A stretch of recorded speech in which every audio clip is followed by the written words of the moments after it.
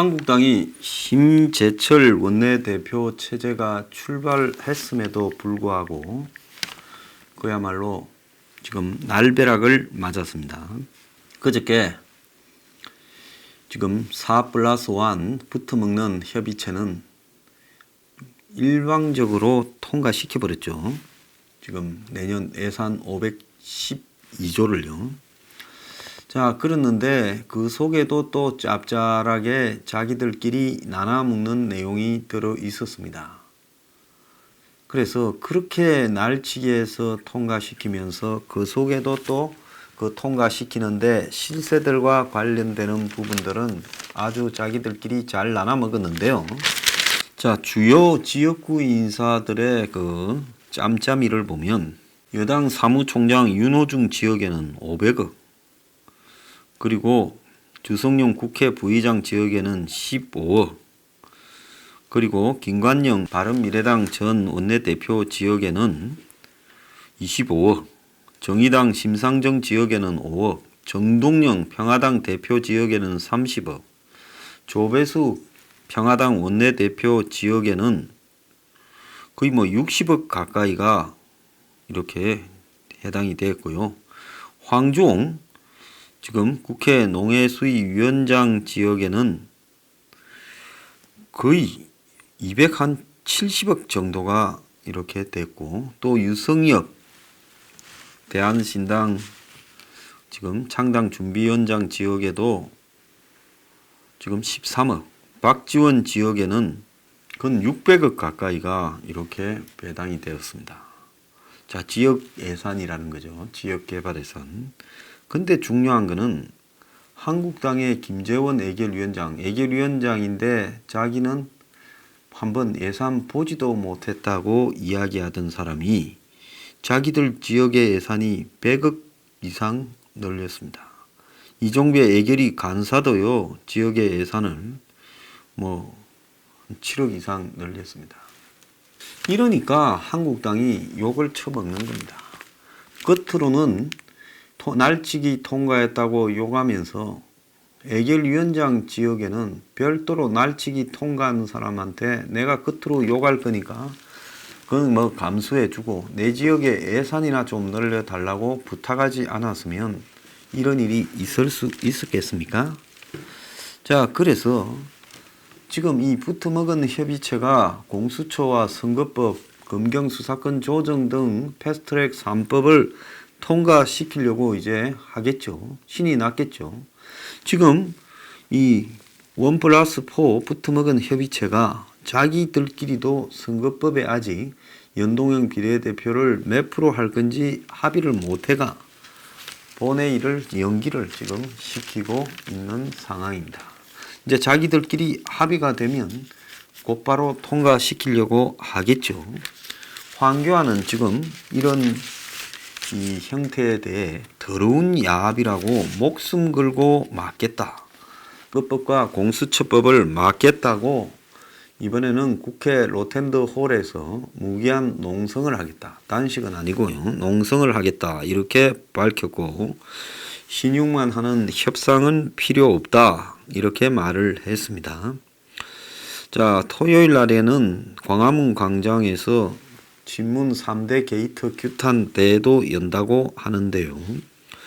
자, 당 내부에서는 전략 부재로 지금 주도권을 이렇게 뺏겨버린 거 아니냐.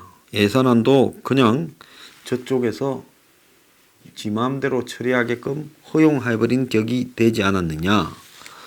그래서 왜 하필 예산이 통과되고 본회의가 마감되는 시점에서 한국당이 원내대표를 그 타이밍에 교체했냐.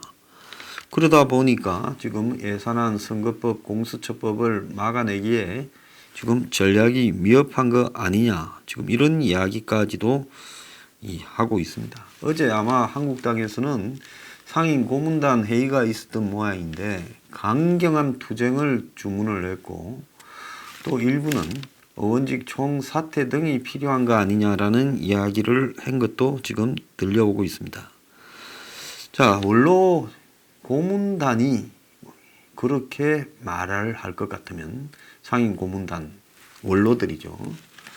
실제로 지금 현역들이 고문들이 생각하는 만큼도 투쟁 의지가 없이 기회주의적이다. 이런 입장을 지금 피력한 거 아니겠습니까? 자, 그래서 심재철은 황교안에게 지금이라도 공수처 선거법 협상에 나서야 한다 했는데 황은 거부했다고 합니다. 저는 여기에 대해서 좀 묻고 싶습니다. 심재철 의원, 도대체 선거법과 공수처법을 협상을 통해서 뭘 하겠다는 거죠? 어떻게 협상하든 그거는 제가 볼 때 민주주의의 원칙에 어긋나는 건데 그걸 협상을 해서 갈 수 있다고 생각합니까? 장렬하게 산화할 생각을 해야죠. 지금은. 그래야 뭐라도 되기는 되지 않겠습니까?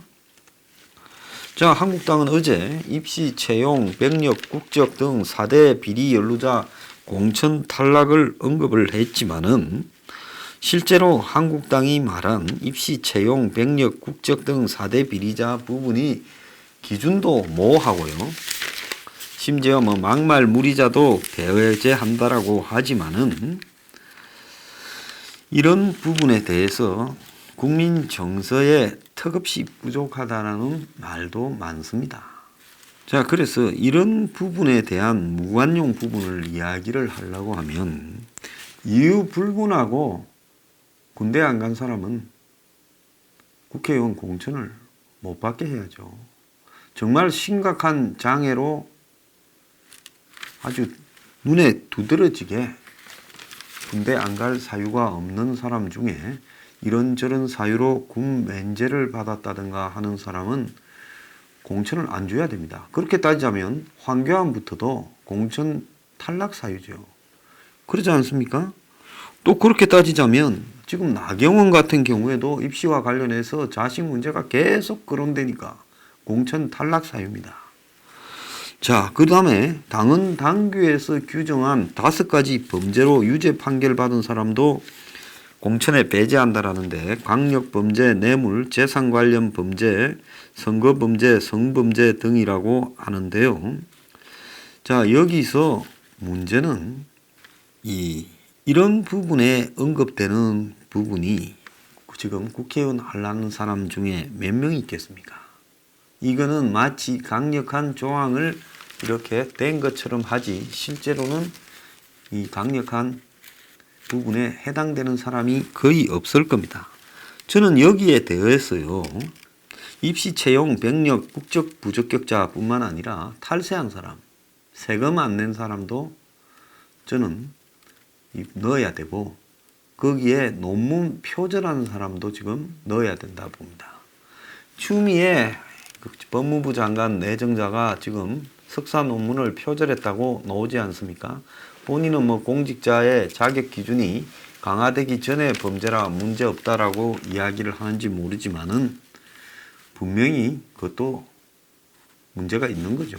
그래서 한국당이 논문 표절한 사람도 지금 현역이나 새로운 공천 신청을 하는 사람 중에 관련되는 자는 다 공천 배제하고 사후라도 논문 표절이 적발되면 국회의원 자격을 박탈하겠다고 아예 그런 부분에 해당되는 사람은 한국당에 공천을 내지 마라 이야기를 해야 되고 더 나아가서 부동산 투기 위장 전입을 한 사람도 배제해야지요. 안 그렇습니까? 지금 부동산 투기나 위장 전입 때문에 국민들이 얼마나 속이 상합니까? 다운 계약서를 쓴 사람도 배제해야지요. 그것뿐만 아니라 최소한 국민으로서 지켜야 될 의무를 지키지 못한 사람들, 즉 과거에 공직에 있을 때 이런저런 무리를 빚은 사람이나 부적절한 행동을 한 사람, 이런 사람들도 다 배제하고 특히 변호사나 전문직에 있을 때 여러 가지 잡다한 소송에 지저분한 소송에 시달리거나 윤리를 어긴 사람들도 배제해야 된다고 보고 있습니다. 그래서 왜 앞에 입시, 채용, 병력, 국적, 부적자만 이야기합니까? 표절한 사람, 세금 제대로 안 내거나 이 탈세한 사람, 더 나아가서 부동산 투기한 사람, 이런 사람까지도 다 집어넣어야지요. 그러지 않습니까? 그래서 이런 걸 다 넣어서 여기에 해당되는 사람은 완전 배제하겠다라고 해야 되는데, 어제 보면 박찬주가 한국당에 입당을 했어요. 자, 이 사람 군에 있을 때 범죄를 떠나서 무리를 빚은 사람입니다. 문정권에 탄압받았다고 다 옳은 거 아닙니다. 그런데 왜 이 사람은 입당을 허용합니까? 자, 그래서 한국당이 말은 지금 이런 기준을 강하게 이야기하고 있지만 실제로는 보면 과연 이런 엄격한 기준들을 지키겠느냐. 겉으로 끌어놓고 허지부지 할 것 아니냐. 자, 이런 우리 사회 모든 부모에게 큰 박탈감을 안겨주었던 조국형 범죄는 더욱 철저한 검증을 해 부적격자는 원천 배제하겠다. 조국형 범죄 공천 배제라고 당 대변인이 이야기했는데 그 말한 당 대변인도 표절 시비에 걸리고 있지 않습니까? 조국한테도 지금 표절 관련 논란이 있었지 않습니까? 그러니까 이런 말을 하는 사람도 표절 시비에 걸린 당에서 뭔 놈의 조국형 범죄 배제한다고 국민들을 우습게 합니까? 한국당이요. 왜 지지율이 못 따라가고 저렇게 빌빌 싸는 줄 압니까? 문이 저렇게 형편없이 해도 어떻게 한국당이 총선 패배 전망이 지배하고 있느냐. 제 한 사람은 기업인들하고 만났는데요. 한국당이 이길 것 같지 않다는 거죠. 도저히 선거에서 총선에서 수도권과 충청 강원에서요.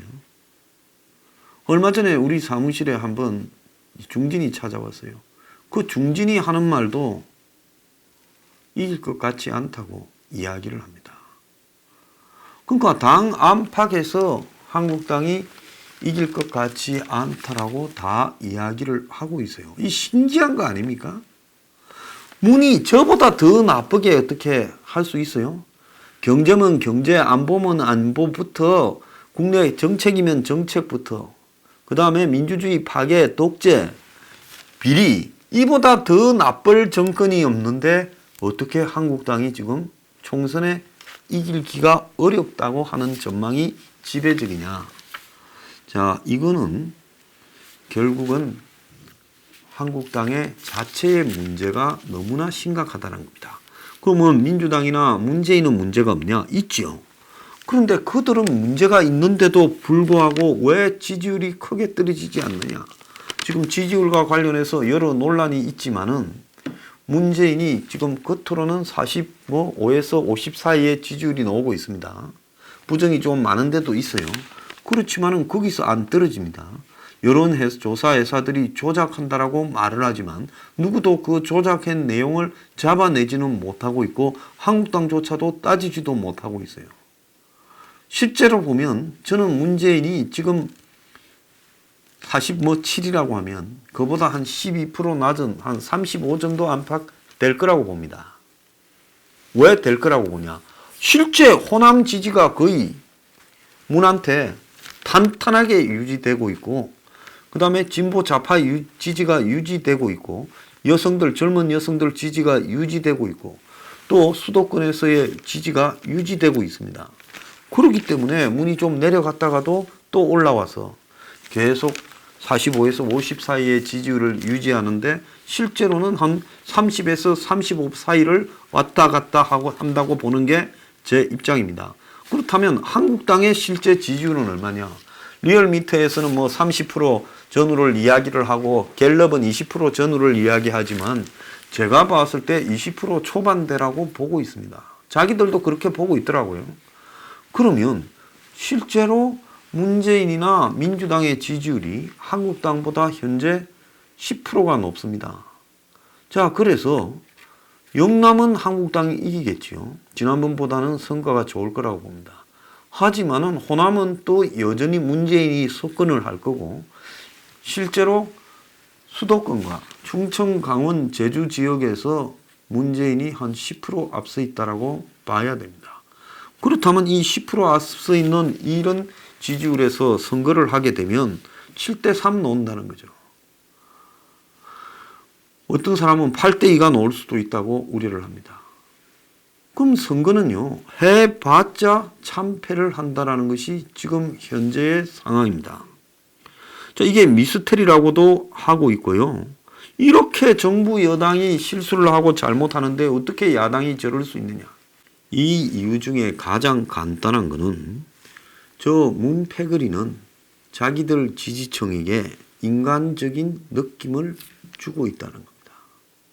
쇼든 가식이든 정치공학이든 그들의 주장, 최저임금 인상, 주 52시간, 친노조, 노인 등 사회적 약자에 대한 일자리 창출, 현금 지원, 그리고 말로 떠들어대는 것들을 통해 가지고 좌파, 약자, 공정 이런 부분의 이념을 구현해 오고 있는 듯이 비춰지고 있습니다.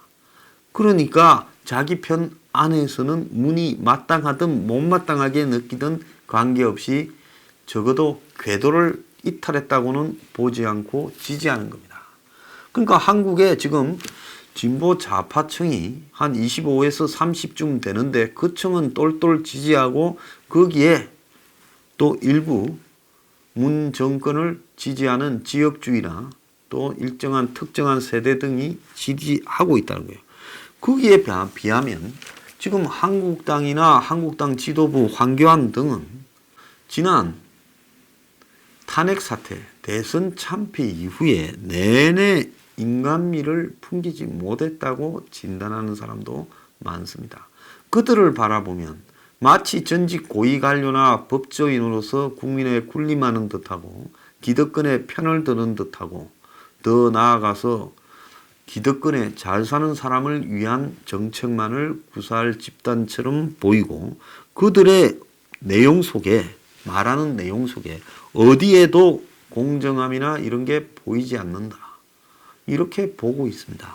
특히 황교안이가 서울대에서 강연하면서 주 52시간을 비판했는데 나도 그건 비판하는 사람입니다. 그런데 우리 국민은 더 일해야 된다라고 말한 부분이 엄청 비판받고 있습니다. 너는 상류층이니까 네 밑에 일해서 먹고 사는 사람은 죽도록 더 열심히 일해야지 무슨 놈의 지금 주 40시간 일하니 뭐 52시간 이상은 일 못 시키니 이런 말 하느냐. 당신의 지금 사고가 그야말로 이 착취계층의 귀족계급처럼 말을 한다. 지금 이런 거예요. 그렇게 말할 게 아니라 100시간을 일하든 30시간을 일하든 20시간을 일하든 국민의 기업의 선택에 따라서 할 수 있게끔 해야 된다.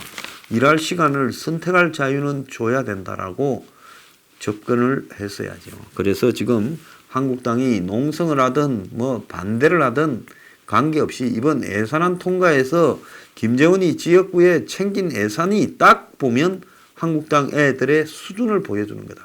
그럼 쟤들은 안 그러냐? 쟤들도 그렇지만은 한국당은 지금 이 좌파 애들보다 더 심각한 신뢰와 한마디로 믿음의 위기에 빠져 있는데 뭘 하더라도 신뢰와 믿음을 얻기에는 턱없이 부족하며 우리 사회의 귀족 지주 계급을 위해서 일하는 듯한 모습을 보여주고 있으니 저게 사람 숫자로서 늘어나는 데는 한계가 명확하다는 거죠. 계급 배반을 해서 서민이지만 무조건 보수라고 외치는 나이 드신 분 외에 한국당이 지지를 얻을 때가 어디에 있겠는가. 잘 한번 생각해 보기 바랍니다. 이대로 가면요 참패입니다.